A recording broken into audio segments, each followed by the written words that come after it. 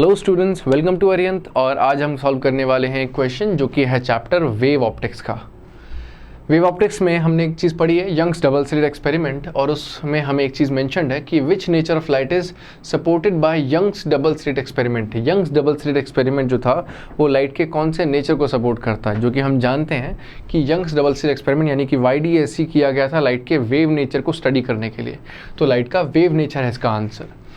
अब हमें एक क्वेश्चन भी इसके साथ न्यूमेरिकल बेसिस पे दिया हुआ है। The light use in YDSC यानी Young's double slit experiment consist of 2 wavelengths, यानी कि हमने YDSC में एक लाइट इस्तेमाल की जो कि 2 वेवलेंथ से मिल करके बनी है, 6000 एंगस्ट्रॉम एंड 5000 एंगस्ट्रॉम।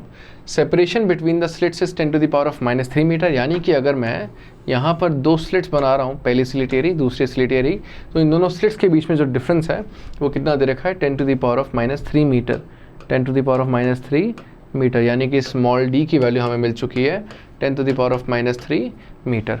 अगर इससे कैपिटल D डिस्टेंस पर, यानी कि जो बड़ी 1 मीटर का डिस्टेंस है, ये किसका है, हमारी स्लिट्स और हमारी स्क्रीन के बीच का डिस्टेंस है, जो कि है कितना, 1 मीटर, यानी कि कैपिटल D हमें दे रखा है 1 मीटर। अब यहाँ पर हमें फ्रिंजेस ऑब्जर्व होने वाली हैं, ठीक है। तो एक फ्रिंजेस हमें ऑब्जर्व होंगी λ1 की वजह से, यानी कि जो कि है 6000 एंगस्ट्रॉम, और एक फ्रिंजेस ऑब्जर्व होंगी हमें किसकी वजह से, 5000 की वजह से, जो कि है λ2।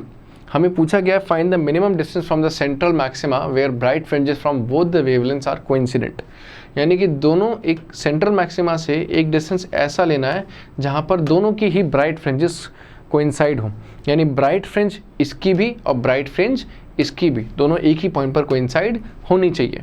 इस क्वेश्चन को हम कैसे स्टार्ट करेंगे, तो हम यहाँ पर देख रहे हैं कि d की वैल्यू दे रखी है 1 मीटर और स्मॉल d की वैल्यू दे रखी है 10⁻³ मीटर। अब हम मान के चलते हैं कि mth ऑर्डर, mth मतलब कोई भी m नंबर का जो ऑर्डर है ब्राइट फ्रिंज यानी λ1 का कोइंसाइड कर रहा है m+1th order with bright fringe of λ2, यानी कि उसका mth ऑर्डर यानी कि उसकी mth फ्रिंज इसकी λ2 की m+1th फ्रिंज से कोइंसाइड कर रही है। मैंने इन वैल्यूज़ को सब्स्टिट्यूट कर दिया इस इक्वेशन में। ये होता है आपका फ्रिंज का डिस्टेंस।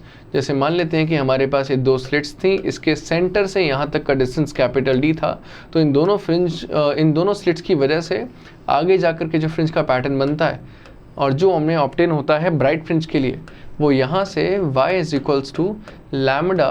λ(n)λ(d)/d के फॉर्म में ऑब्टेन होता है। तो यहाँ से m(λ)d/d यानी कि mth फ्रिंज के लिए m(λ1)d/d और दूसरी फ्रिंज के लिए, दूसरे वेवलेंथ के लिए हो जाएगा m+1 टाइम्स d(λ2)/d।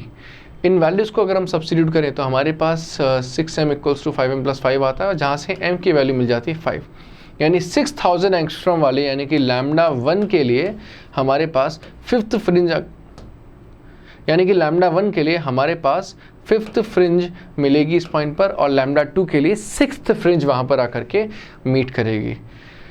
और उसके अलावा हम चाहें तो y की भी वैल्यू निकाल सकते हैं। अगर m की वैल्यू हमारे पास 5 आ चुकी है, इसको मैं y =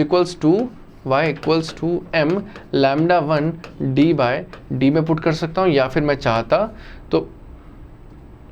मैं चाहूँ तो y = m+1 जब लूँगा तब मैं इसे λ2 के लिए बात करूँगा, λ2d/d। यहाँ पर m की वैल्यू या फिर यहाँ पर m की वैल्यू हम सब्स्टिट्यूट कर देंगे तो हमारे पास y की वैल्यू आ जाएगी इतनी, विच इज़ 3 मिलीमीटर, यानी कि सेंट्रल मैक्सिमा से 3 मिलीमीटर ऊपर हमारी 6000 वेवलेंथ की और 5000 एंगस्ट्रॉम की वेवलेंथ की दोनों की फ्रिंजेस कोइंसाइड करेंगी। आई होप आपका क्वेश्चन समझ आया हो। Thank you.